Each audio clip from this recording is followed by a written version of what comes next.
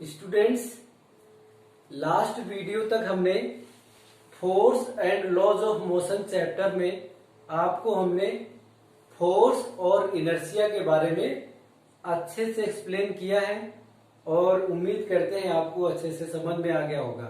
ठीक है, अब हम इस चैप्टर में जो स्टार्ट करने जा रहे हैं वो है Newton's law of motion. Newton's ने मोशन के 3 लॉज दिए थे जो बहुत ज्यादा इंपॉर्टेंट हैं और आपको जीवन में जब तक फिजिक्स पढ़ोगे कहीं न कहीं इसकी जरूरत पड़ती रहेगी, इसलिए आपको इन सारे लॉज को बहुत अच्छे से समझना है। तो चलिए पहले स्टार्ट करते हैं इसका first law, Newton first law. तो जो न्यूटन का जो फर्स्ट लॉ था वो उसको हम लॉ ऑफ इनर्शिया भी बोलते हैं, क्योंकि ये इनर्शिया की प्रॉपर्टी पर बेस्ड है, इसीलिए इसको क्या बोलते हैं, लॉ ऑफ इनर्शिया भी बोलते हैं। ये जो फर्स्ट लॉ इनका कहता है कि an object will continue in state of rest और uniform motion in straight line until an external force applied on it। मतलब इसका ये मतलब हुआ कि कोई भी बॉडी है वो तब तक अपने उस कंडीशन में रेस्ट या यूनिफॉर्म मोशन, चाहे रेस्ट हो या यूनिफॉर्म मोशन, उसी कंडीशन में तब तक बनी रहेगी जब तक उस पर कोई एक्सटर्नल फोर्स ना लगाया जाए। ठीक है, तो यही तो हमारा इनर्शिया भी था। इनर्शिया यही तो प्रॉपर्टी है बॉडी की, क्या, इनर्शिया। इनर्शिया की वजह से ऑब्जेक्ट अपनी इनिशियल कंडीशन को चेंज नहीं कर पाता जब तक उस पर कोई एक्सटर्नल फोर्स ना लगाया जाए। सेम ये भी हमारा क्या है, तो इस स्टेटमेंट को याद रखो, क्या है, an object will continue in its state of rest और uniform motion in straight line until an external force applied on it. मतलब कि कोई ऑब्जेक्ट है जो अपनी उसी कंडीशन में तब तक बना रहेगा जब तक कि उस पर कोई एक्सटर्नल फोर्स ना लगाए। जैसे कि मान लीजिए हमारा मार्कर हमारे सामने यही है, तो ये जैसे मेरा मार्कर है, ये रखा है, तो ये तब तक ऐसे ही रखा रहेगा जब तक हम इस पर कोई फोर्स ना लगाएं। ऐसे ही जैसे मान लीजिए कोई बॉडी है 10 किलोमीटर पर आवर की स्पीड से किसी एक डायरेक्शन में मूव कर रहा है, तो वो ऑब्जेक्ट 10 किलोमीटर पर आवर की स्पीड से तब तक उसी डायरेक्शन में मूव करता रहेगा जब तक कि उस पर कोई फोर्स ना लगाए। ये हमारा न्यूटन फर्स्ट लॉ कहता है। इसको दूसरे स्टेटमेंट में ये कह सकते हैं, an object can not change its state of rest और uniform motion by itself until an external force applied on it या in absence of external force। मतलब कोई ऑब्जेक्ट खुद ही से अपनी इनिशियल कंडीशन को, चाहे वो रेस्ट की हो या यूनिफॉर्म मोशन की हो, तब तक नहीं चेंज कर सकता जब तक उस पर कोई फोर्स ना लगाया जाए। तो ये हमारा न्यूटन्स का फर्स्ट लॉ है। ये आपको याद, ये हमारा इनर्शिया के जो एग्जाम्पल, क्योंकि ये लॉ ऑफ इनर्शिया है तो इनर्शिया के जितने एग्जाम्पल थे सब यहाँ पर होंगे। Inertia of rest, inertia of motion, inertia of direction, वो सारे एग्जाम्पल यहाँ पर सेट होंगे, तो आपको वो एग्जाम्पल यहाँ पर दे सकते हैं। तो फर्स्ट लॉ में मैंने बताया कि बिना फोर्स अप्लाइड किए ऑब्जेक्ट अपनी इनिशियल कंडीशन को नहीं चेंज कर सकता। इसका ये मतलब हुआ, no force required to move an object with constant velocity. मतलब अगर कोई ऑब्जेक्ट कांस्टेंट वेलोसिटी से मूव कर रहा है तो वहां पर कोई फोर्स की जरूरत नहीं है। मतलब कोई ऑब्जेक्ट मान लीजिए 10 मीटर पर सेकंड की स्पीड से जा रहा है ईस्ट डायरेक्शन, मान लीजिए कोई ऑब्जेक्ट 10 मीटर पर सेकंड की स्पीड से ईस्ट डायरेक्शन में जा रहा है, तो अगर इसको 10 मीटर पर सेकंड की स्पीड रखना है ईस्ट डायरेक्शन में तो कोई भी एक्सटर्नल फोर्स की जरूरत नहीं पड़ेगी। जब हमें इसको चेंज करना होगा तभी एक्सटर्नल फोर्स की जरूरत पड़ती है। तो ये आपको याद रखना है, no force required to move an object with constant velocity. Constant velocity का मतलब हमें फोर्स की तभी जरूरत पड़ेगी या तो वेलोसिटी का मैग्नीट्यूड चेंज करने के लिए या डायरेक्शन चेंज करने के लिए। अगर हमें दोनों को नहीं चेंज करना, ना वेलोसिटी का मैग्नीट्यूड चेंज करना है ना डायरेक्शन चेंज करना है, तो फोर्स की जरूरत नहीं पड़ेगी। ठीक है, अब हमारा क्या है, लीनियर मोमेंटम। अगला टॉपिक है लीनियर मोमेंटम, उसके बाद न्यूटन सेकंड लॉ बताएंगे। Linear momentum, linear momentum is the product of mass and velocity of object. Linear momentum क्या है, linear momentum is the product of mass and velocity of object. ठीक है, इसको हम P से रिप्रेजेंट करते हैं। Linear momentum is vector quantity. ठीक है, लीनियर मोमेंटम हमारा क्या है, वेक्टर क्वांटिटी, इसीलिए हमने यहाँ वेक्टर क्वांटिटी, ये वेक्टर का साइन बनाया हुआ है। लीनियर मोमेंटम एक्चुअली हमें ये बताता है किसी भी ऑब्जेक्ट में कितना मोशन है। मतलब linear momentum tells us quantity of motion in the body. तो लीनियर मोमेंटम का जो फॉर्मूला होता है, इसको P से रिप्रेजेंट करते हैं। ये vector P is equal to m vector B। तो इसको अगर वेक्टर ना लिखना चाहे तो डायरेक्ट ऐसे लिखेंगे, P is equal to mb, the product of mass and velocity. तो ये हमारा क्या है, वेक्टर क्वांटिटी है। इसकी डायरेक्शन वही होती है जो वेलोसिटी की डायरेक्शन होती है। ठीक है, तो हमने क्या बताया था, लीनियर मोमेंटम हमें क्या बताता है, quantity of motion in the body. ठीक है, जैसे कि मान लीजिए आप देखो, एक ट्रेन, मान लीजिए एक ट्रेन 20 किलोमीटर पर आवर की स्पीड जा रही है। एक ट्रेन 20 किलोमीटर पर आवर की स्पीड से जा रही है, और एक साइकिल या मान लीजिए एक स्कूटर 20 किलोमीटर पर आवर की स्पीड से जा रहा है।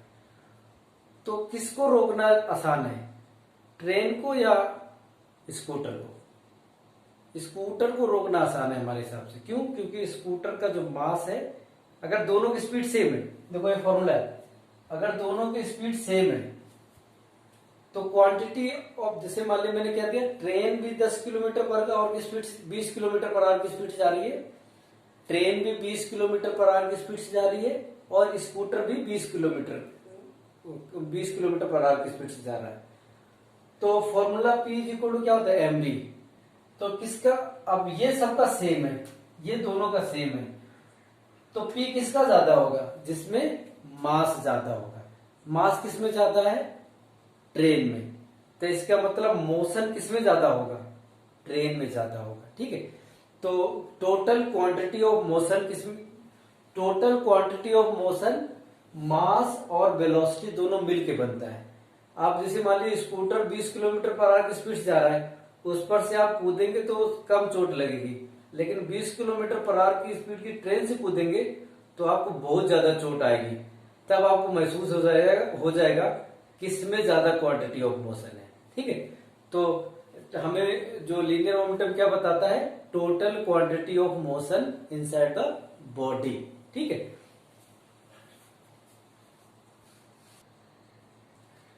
अब हम आते हैं न्यूटन सेकंड लॉ। ठीक है, न्यूटन सेकंड लॉ। तो न्यूटन सेकंड लॉ ये कहता है, the force applied on a body, force applied on a body is directly proportional to rate of change of linear momentum with time. फिर से बताता हूं, द फोर्स अप्लाइड, फोर्स का मतलब एक्सटर्नल फोर्स से है हमारा। ठीक है, force applied on a body is directly proportional to rate of change of linear momentum with time. ये हमारा न्यूटन का सेकेंड लॉ है।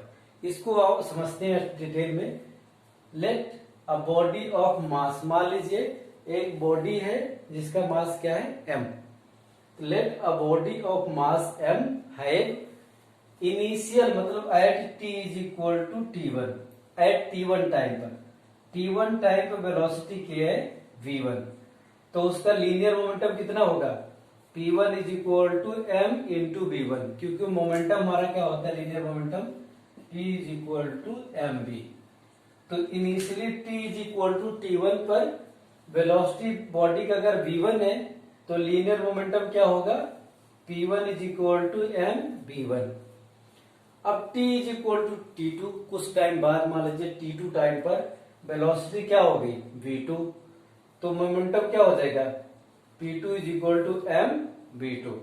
तो अब देखो चेंज इन मोमेंटम की बात करते हैं, तो चेंज इन मोमेंटम कितना हुआ P2 माइनस P1।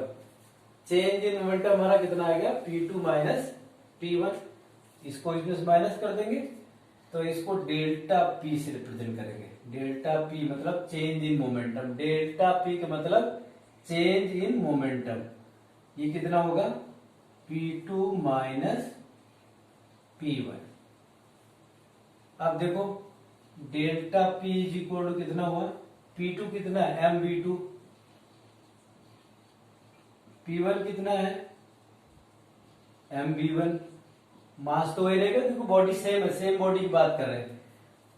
तो यहां से delta P is equal to कितना हो गया, ये m कॉमन हो गया, क्या हो गया V2 माइनस V1। तो ये हमारा क्या है चेंज इन वेलोसिटी, ये हमारी क्या है चेंज इन वेलोसिटी। अब देखो इतना वेलोसिटी चेंज होने में टाइम कितना चेंज हुआ, डेल्टा T, ये कितना हुआ T2 minus T1, T2 minus T1। तो अब इन दोनों को डिवाइड करेंगे, देखो delta P upon delta T, ये कितना आएगा m V2 minus V1 upon T2 minus T1। तो ये क्या है, इसको ऐसे लिख सकते हैं, ये change in velocity m delta V upon change in time delta T। ये हमारा क्या होता है acceleration. Change in velocity upon time क्या होता है एक्सीलरेशन। तो इसको हम क्या लिख सकते हैं delta P upon delta T is equal to M A. इसको मान लीजिए क्या equation 1, delta P upon delta is equal to M A equation 1। अब देखो न्यूटन का जो सेकेंड लॉ है वो क्या कहता है, F proportional to rate of change of momentum with time. ये rate of change of momentum with time, F proportional to delta P upon delta T, rate of change of momentum with time. तो यहां पर इसको अगर ऐसे लिखेंगे तो ये हमारा क्या हो जाएगा कि delta P upon delta T, ये हमारा क्या था प्रोपोर्शनलिटी कांस्टेंट। तो यहां पर ये प्रोपोर्शनलिटी कांस्टेंट की वैल्यू होती है 1, प्रोपोर्शनलिटी कांस्टेंट की वैल्यू 1 होती है। तो F इज इक्वल टू कितना आ जाएगा delta P upon delta T। अब देखो ये इक्वेशन 2, इक्वेशन 1 और इक्वेशन 2 दोनों को देखो तो delta P upon delta T, delta P upon delta T, delta P upon delta T की वैल्यू कितना है एम ए। तो यहां से हम क्या ले सकते हैं from 1 and 2 F is equal to कितना आएगा एम ए। तो फोर्स इज इक्वल टू क्या होता है मास इनटू एक्सीलरेशन। तो हमारा ये आपको ये न्यूटन सेकेंड लॉ हमको देता है फोर्स मास और एक्सीलरेशन में रिलेशन, फोर्स मास और एक्सीलरेशन में रिलेशन। तो हमारा न्यूटन सेकेंड लॉ से क्या मिला, ये फॉर्मूला मिला F is equal to delta P upon delta T is equal to M A. ठीक है, तो F इज इक्वल टू क्या हो गया एम ए। अभी यहां पर देखो थोड़ा सा और समझ लो, F इज इक्वल टू क्या है m क्या था V2 minus V1 upon T2 minus T1, मतलब ये क्या था m delta V upon delta T। तो अगर ये change in velocity zero, change in velocity zero, मतलब वेलोसिटी क्या हो, constant. If delta v is equal to क्या हो, जीरो, तो f इज इक्वल टू कितना होता है, जीरो। तो अभी मैंने जो बताया था, no force required to move a body with constant velocity. देखो यहां से f is equal to M delta V upon delta T. अब ये डेल्टा वी अगर जीरो हो गया तो हमारा क्या आया, f is equal delta we zero, तो f क्या आ गया, जीरो। यहाँ जीरो रखेंगे तो पूरा जीरो हो जाएगा। तो मतलब फोर्स वेलोसिटी अगर चेंज ना हो तो फोर्स की जरूरत नहीं होती। मतलब no force required to move a body with constant velocity, ये आपको याद रखना है। अब हम न्यूटन सेकंड लॉ के एग्जांपल सुनते हैं, ठीक है। अब देखो यहां से इस फॉर्मूले से आपको पता चलेगा कहां कहां इसका यूज करते हैं। देखो F इज इक्वल टू, इस फॉर्मूले से आपको अच्छे से समझ में आएगा, F is equal to delta P upon delta T। तो देखो जब हम बॉल कैच करते हैं क्रिकेट में, बॉल जब कैच करते हैं तो जब जो कैच करने वाला होता है प्लेयर, वो क्या करता है, हाथ को ऐसे खींचता है पीछे की तरफ। ऐसा क्यों करता है, जैसे आप बॉल आती है, बॉल हम ऐसे पीछे की तरफ हाथ करते हैं ना, ऐसा क्यों करते हैं, ऐसा इसलिए करते हैं कि जैसे बॉल और आपके हथेली के बीच का जो टाइम कांटेक्ट होता है वो थोड़ा बढ़ जाए। कांटेक्ट टाइम क्या हो जाए, थोड़ा इंक्रीज करते हैं। तो टाइम जब कांटेक्ट टाइम इंक्रीज हो जाता है तो देखो इस फॉर्मूले में, अगर ये डेल्टा टी अगर ये ज्यादा, तो ये फोर्स क्या हो जाएगा, कम। तो हम ऐसा करने से जब टाइम ज्यादा लग जाएगा उसका बॉल का और हथेली से कांटेक्ट लगने में टाइम ज्यादा लगेगा, तो हमारा ये फोर्स कम लगेगा और हमको हमारे हाथों में चोट कम लगेगी।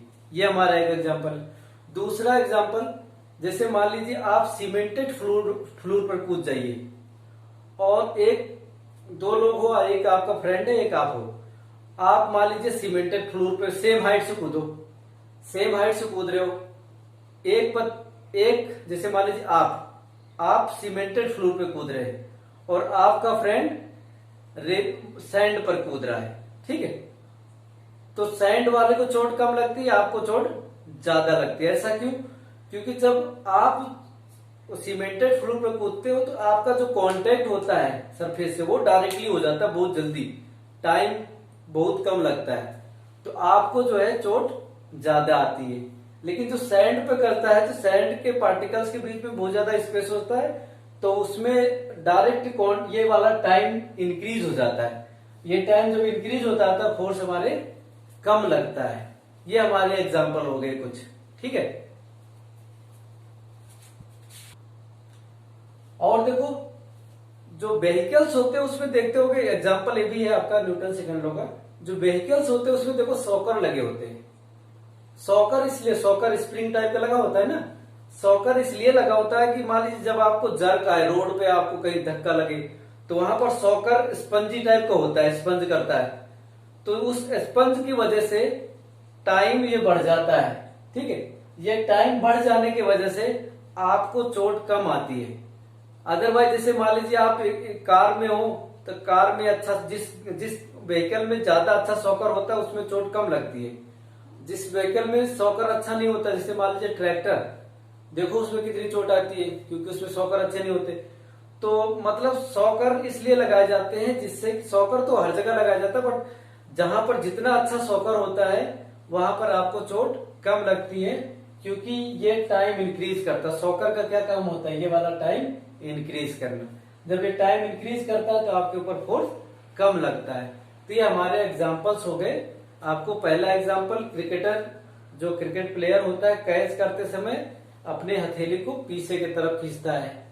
दूसरा एग्जांपल हमने बताया कि सैंड फ्लोर पर कूदो और सीमेंटेड फ्लोर पर कूदो, तो सीमेंटेड वाले पर ज्यादा चोट लगती है और सैंड पर कम चोट लगती है। तीसरा हमने बताया कि व्हीकल्स में जो सॉकर लगते हैं वो भी क्या करते हैं, इसी के लिए फोर्स जिससे कम लगे टाइम इंक्रीज करने के लिए। ये हमारे एग्जांपल हो गए। अब एक क्वेश्चन हमारे सामने, अब कुछ एक दो क्वेश्चन करेंगे, ठीक है। पहला क्वेश्चन है, a body is moving with 36 kilometre per hour speed, find the linear momentum if mass of body is 2 kg। कह रहा है कि एक बॉडी 36 किलोमीटर पर आवर की स्पीड से मूव कर रही है, अगर उसका मास 2 kg है तो फाइंड लीनियर मोमेंटम। तो देखो हमें वेलोसिटी पता है, मास भी पता है, लीनियर मोमेंटम का फॉर्मूला क्या होता है, P is equal to mv। But यहाँ पर ये केजी में है तो ये इसको हमें कन्वर्ट करना पड़ेगा मीटर पर सेकेंड में। तो v इज इक्वल टू, पहले हम कन्वर्ट कर लेंगे, v इज इक्वल टू कितना होगा 36 इंटू 5/18, तो ये हमारा हो गया 10 मीटर पर सेकेंड, ठीक है। तो यहाँ से p इज इक्वल टू आ जाएगा, ये मास हमारा कितना है 2 और वेलोसिटी कितनी होगी 10 मीटर पर सेकेंड, तो लीनियर मोमेंटम हमारा कितना हो गया 20 मीटर पर सेकेंड। अब एक क्वेश्चन और करते हैं। क्वेश्चन हमारा है, एक बॉडी 10 मीटर पर सेकेंड की स्पीड से जा रही है, ठीक है। आफ्टर 10 मिनट उसकी वेलोसिटी हो जाती है 35 मीटर पर सेकेंड। एक ऑब्जेक्ट है, इनिशियल वेलोसिटी उसमें क्या है 10 मीटर पर second. After T minute, T second के बाद, after T is equal to 10 second, इसकी वेलोसिटी हो जाती है 35 मीटर पर second. Find force applied on body if mass of body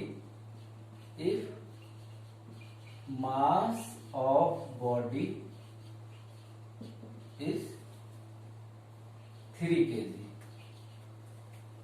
question देखो, इनिशियल वेलोसिटी 10 मीटर पर सेकेंड है और t is equal to T second 10 second के बाद, t is equal to 10 second के बाद वेलोसिटी हो जाती है 30 मीटर पर सेकेंड, 35 मीटर पर सेकेंड। तो कह रहा है इस पर फोर्स फाइंड करो अगर बॉडी का मास कितना हो 3 kg, ठीक है। तो अभी देखो हमने फॉर्मूला निकाला, F इज इक्वल टू क्या होता है m v2 minus v1 upon t2 minus t1, या ये कह सकते हैं m delta v by delta t। ये फॉर्मूला था फोर्स का। अब देखो डेल्टा v यहां निकालना है हमें, तो डेल्टा v कितना होगा, ये माइनस ये, तो delta v is equal to कितना होगा 35 माइनस 10, तो कितना होगा 25 मीटर पर सेकेंड। और टाइम कितना लगा t, delta t is equal to 10 second. तो यहां से f इज इक्वल टू, देखो m की वैल्यू गिवन है 3 और डेल्टा v की वैल्यू कितना हुआ 25 और इसकी वैल्यू कितना हुई डेल्टा t की 10, तो कितना हो गया 7.5। देखो 25 3 जा 75, नीचे 10 है तो आ जाएगा कितना, फोर्स की यूनिट क्या होती है न्यूटन, फोर्स की यूनिट क्या होती है न्यूटन। तो कितना फोर्स लग रहा है 7.5 न्यूटन। क्वेश्चन है कि किसी बॉडी पर 10 न्यूटन का फोर्स लगाते हैं, अगर उसका मास 5 kg है तो फाइंड एक्सेलरेशन। क्वेश्चन फिर से सुनो, if F is equal to 10 Newton applied on a body, find the acceleration of body if mass of body is 5 kg, ठीक है। तो क्वेश्चन देखो हमें गिवन है m is equal to 5 kg और F is equal to 10 Newton. तो हमारा force का फॉर्मूला क्या होता है, F is equal to ma। तो m, F की वैल्यू हमको गिवन है 10, m की वैल्यू गिवन है 5, a की वैल्यू हमें निकालना है, तो a इज इक्वल टू कितना हो गया 2 मीटर पर सेकेंड स्क्वायर, 2 मीटर पर सेकेंड स्क्वायर। एक्सीलरेशन की यूनिट क्या होती है मीटर पर सेकेंड स्क्वायर। अब क्वेश्चन है कि एक बॉडी है जिसका मास क्या है 2.5 kg। देखो क्वेश्चन सारा नहीं लिख रहे, हम शॉर्ट में लिख रहे हैं, आपको समझिए। एक बॉडी है जिसका मास क्या है 2.5 kg उस पर फोर्स लगाया गया 30 न्यूटन का। तो जब इस पर फोर्स 30 न्यूटन का लगाया गया तो इसकी वेलोसिटी 10 मीटर पर सेकेंड से चेंज हो गई 30 मीटर। मतलब उसकी इनिशियल वेलोसिटी थी 10 मीटर पर सेकेंड और फोर्स लगाने के बाद उसकी वेलोसिटी क्या हो गई 30 मीटर पर सेकेंड। ठीक है, तो कह रहा है find the acceleration of body. पहला क्वेश्चन तुम्हें क्या करना है, find the acceleration of body. ठीक है, दूसरा हमारा कह रहा है time taken to change velocity from 10 metre पर सेकेंड टू 30। मतलब वेलोसिटी 10 मीटर पर सेकेंड से 30 मीटर पर सेकेंड चेंज होने में कितना टाइम लगेगा ये निकालना है। और तीसरा क्वेश्चन है इसमें find the distance travelled by the body. Distance travelled by the body ये निकालना है। तो अब देखो एक एक करके करते हैं। F इज इक्वल टू क्या होता है, हम सॉल्व करते हैं, पहले एक्सीलरेशन निकालते हैं। ठीक है, F इज इक्वल टू क्या होता है m इंटू ए। तो F हमें गिवन है 30, m हमें गिवन है 2.5, तो हमें क्या निकल जाएगा यहाँ से a। तो देखो a इज इक्वल टू कितना हुआ 35 अपॉन 2.5, 30, हाँ F कितना है 30 अपॉन 2.5।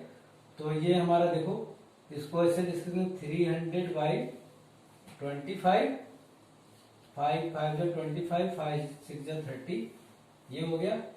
और ये हमारा हो जाएगा 5 1 जा ये मतलब 12, कितना हो गया हमारा 12 मीटर पर सेकेंड स्क्वायर। एक्सीलरेशन हमारा कितना हो गया 12 मीटर पर सेकेंड स्क्वायर। अब हमें क्या निकालना है टाइम। दूसरा क्या निकालना था टाइम। तो देखो टाइम निकालने के लिए क्या करेंगे, एक फॉर्मूला हमने बताया था v is equal to U plus A T. ठीक है, तो v कितनी हो गई 30, u कितनी है 10 प्लस a कितना आ गया हमारा 12 इंटू टी। ये इधर जाए कितना आएगा 20। पूरा सॉल्व कर देते हैं 30 minus 10 is equal to 12 T. तो यहां से t इज इक्वल टू कितना आएगा 20 बाई 12, ये होगा 5 बाई 3 मीटर पर सेकेंड स्क्वायर। ये सॉरी ये हो गया 5 by 3 second, 5 by 3 second. v is equal to U plus 80, ये 30, ये 10 प्लस 12 टी, ये इधर गया कितना बचेगा 30 minus 10 is equal to 12 T. ये हमारा कितना आएगा 20, 12 इधर जाएगा 20 बाई 12। अब देखो 4 5 जा 20, 4 3 जा 12, तो 5 बाई 3 सेकेंड। मतलब टाइम कितना लगेगा 5 बाई 3 सेकेंड। अब इसमें क्या निकाला था डिस्टेंस। तो डिस्टेंस के लिए देखो फॉर्मूला हमारे पास एक होता है s is equal to U T plus half A T square, एक होता है B square is equal to U square plus 2as। यहां पर देखो हमें ये निकालना है, ये पता है, ये पता है, ये पता है। ठीक है, तो हमारे पास यहाँ पर दोनों यूज कर सकते हैं। यहाँ पर भी देखो ये पता है, ये पता है और ये पता है, कोई भी लगा सकते हैं। तो हम ये वाला नीचे वाला लगाते हैं। ठीक है, तो नीचे वाले में देखो b की वैल्यू कितना है 30 का स्क्वायर इज इक्वल टू कितना है 10 का स्क्वायर प्लस 2, a की वैल्यू कितना आई थी 12, s निकालना है। तो कितना आ जाएगा 30 का स्क्वायर कितना आएगा 900, 10 का स्क्वायर कितना आएगा 100, यह आएगा 900 minus 100 is equal to 2 into 12 into S. तो ये कितना आएगा 800, 800 ये इधर आ जाएगा ये ठीक है s, ये हमारा s है। ठीक है, तो इसको डिवाइड करो, देखो कितना आ जाएगा 400 बाई 12। अब इसको और सॉल्व करेंगे हम तो आ जाएगा 100 by 3 metre. Distance travelled by object will be 100/3। देखो 4 10 जा, ठीक है 40, यहाँ से 4 10 जा 20, ये हो गया 100, ये हमारा तो कितना आ गया 100/3 metre. Distance travelled by object will be 100/3 metre. अब हम नेक्स्ट क्लास में देखें, 3 क्वेश्चन हमने बता दिया। अब आपको हम कुछ क्वेश्चन भेजेंगे और कुछ प्रैक्टिस आप करिए, ठीक है। अब हम न्यूमेरिकल पे आएंगे, ठीक है। न्यूटन सेकंड लॉ से न्यूमेरिकल शुरू हो जाता है और अब थोड़ा सा ये इसके एप्लीकेशन आपको धीरे धीरे सीखना है। इस वीडियो को अच्छे से देखना, तब ये अच्छे से समझ में आएगा। कोई डाउट होगा तो हमको आप बताइएगा, हम उसको सॉल्व करेंगे, ठीक है। ये बहुत ज्यादा इंपॉर्टेंट है, आप वीडियो को आप बिल्कुल मत मिस करना और आपको सब्सक्राइब करना भी नहीं भूलना है, ठीक है।